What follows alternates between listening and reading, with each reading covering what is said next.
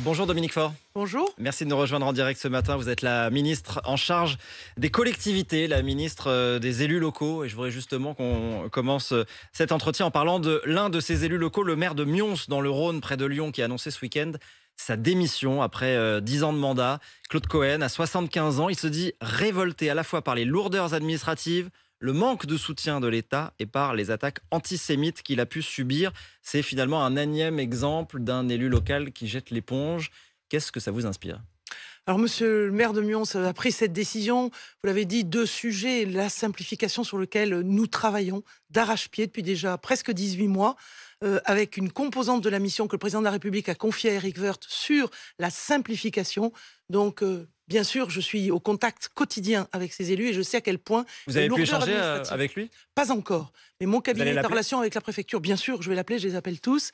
Et je vais même le recevoir pour comprendre. Et puis ensuite, le second sujet, c'est les violences et les menaces antisémites dont il dit avoir fait l'objet et qui sont absolument insupportables. Cette lutte que j'ai conduite il y a maintenant à peu près un an. Saint-Brévin, c'était il y a un an.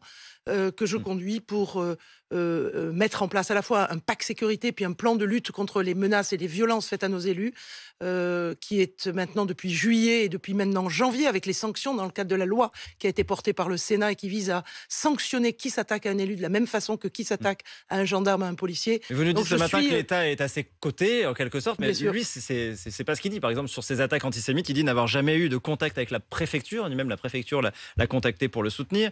Il était pris visiblement dans des formalités, dans des sanctions sur la question du logement social. Il dit que l'État fait preuve de trop peu de compréhension par rapport aux difficultés que rencontrent les élus sur le terrain. Je vais le rencontrer et j'en saurai plus sur effectivement cette perception de sa part que à la fois le gouvernement et Madame la préfète ne sont pas suffisamment à ses côtés. De toute façon, il faut qu'ensemble, on lutte contre ces violences, contre ces menaces.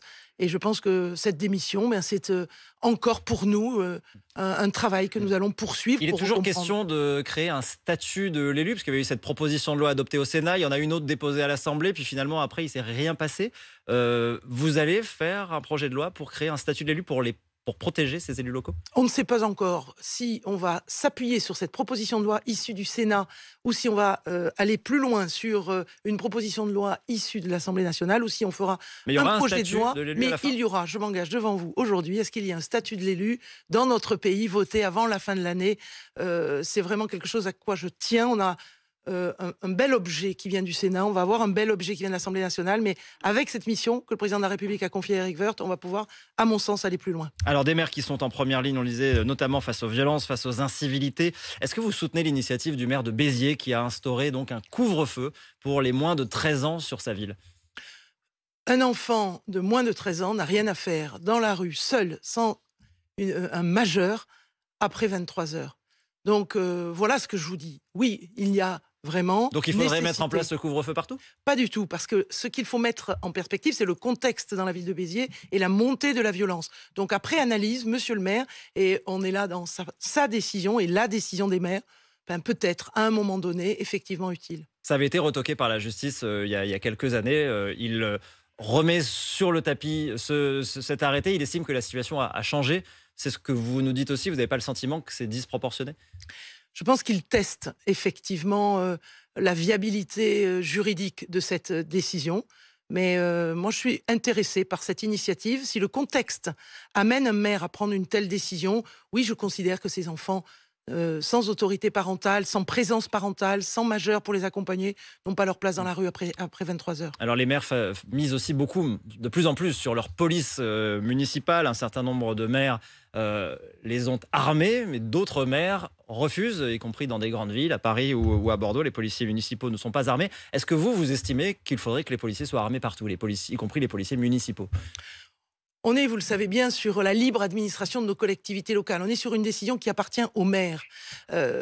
Encore une fois, le contexte, la montée de la violence sur la commune peut amener certains maires à décider d'armer leur police municipale. Personnellement, j'étais maire d'une commune de 14 000 habitants à côté de Toulouse, Saint-Orens-de-Gameville, et j'ai pris dès 2015 la décision d'armer ma police municipale. Mais il y a 3 conditions à cela. Il y a d'abord la montée de la violence sur la commune qui amène les élus à y réfléchir. Il y a ensuite un conseil municipal qui délibère ensemble et qui considère que c'est nécessaire. Et puis évidemment, il y a un travail, un dialogue qui est à conduire avec les policiers. Il faut qu'ils en aient envie, il faut qu'ils le souhaitent. Donc il n'est pas question de forcer les maires finalement à armer leur police municipale. Ça n'est pas ce que vous souhaitez? Non. Il n'est pas question de les contraindre à quoi que ce soit. On est vraiment dans ce cadre de la libre administration. Simplement, je veux dire un mot sur ce continuum de sécurité que nous portons avec Gérald Darmanin. Et on voit qu'à quel point ce sont des primo-intervenants, ces policiers municipaux. Et ce continuum de sécurité, c'est entre la police municipale sous l'autorité des maires et les forces de sécurité intérieure sous l'autorité de Gérald Darmanin. Donc, et du ministre de l'Intérieur. Donc, on voit bien à quel point nous devons travailler pour faire en sorte, pour protéger les Français, qu'il y ait une continuité de sécurité sur le territoire. Justement, Gérald Darmanin, qui est votre ministre de tutelle, veut étendre les missions de ces policiers municipaux pour qu'ils puissent faire quoi qu'ils ne peuvent pas faire aujourd'hui?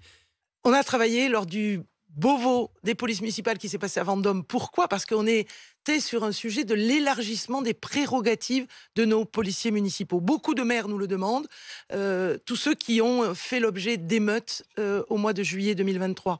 Et oui, nous devons faire évoluer le droit pour essayer de permettre à ces maires-là, sur leurs décisions et leurs délibérations, sur quelle mission, par exemple? Les missions, vous savez, ils sont souvent en situation de flagrant délit. Ils ne peuvent rien faire si aujourd'hui on ne leur permet pas d'agir sous l'autorité du procureur. Leur permettre par exemple d'arrêter quelqu'un, leur permettre de verbaliser, leur permettre... Tout ce qui est petit trafic de drogue par exemple, c'est pour nous indispensable qu'ils puissent sous l'autorité du procureur dans le cadre de ses fonctions d'OPJ, d'officier de police judiciaire, qu'ils puissent sur un... Ils sont formés ces policiers municipaux à la lutte contre la délinquance?